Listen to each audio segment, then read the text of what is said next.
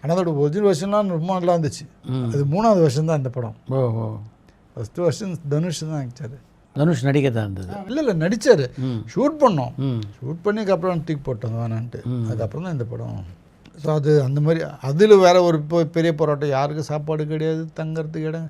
So அந்த மாதிரி பல பிரச்சனை. அங்கே உள்ள லோக்கல் ஆளுங்க அவங்க வந்து ரொம்ப ஏற்பாடு பண்ணல. இல்லை சார், ஒரு பெரிய ப்ளே பண்ணிட்டாங்க. ஓ, ரொம்ப ஒரு பெரிய அது எல்லாம் எனக்கு கொஞ்சம் ஆறல.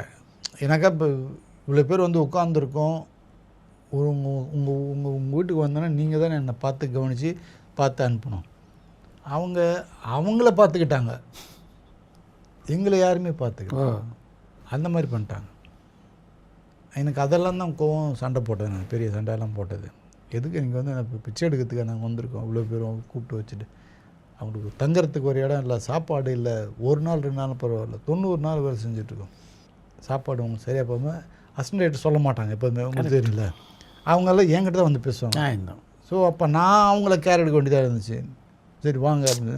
அதுக்கப்புறம் நான் என்ன பண்ணேன், இங்கேருந்து யார் சென்னையில் இங்கேருந்து வராங்கன்னு பார்த்து இவங்களுக்கு ஃபோன் அடித்து ஊறுகாய் பாட்டிலு, பருப்பு பொடி, அது இது ரசப்பொடி இப்படிலாம் சொல்லி எல்லாத்தையும் பாக்ஸில் போட்டு வர வச்சு, நம்ம ஆர்டர்ட்டோட ஒய்ஃபு வந்திருந்தாங்க.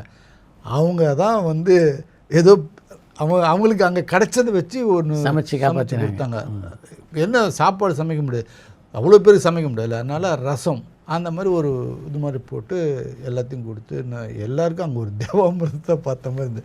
ஸோ அப்படி ஒரு கஷ்டப்பட்டு அந்த இது பண்ணது எல்லாமே.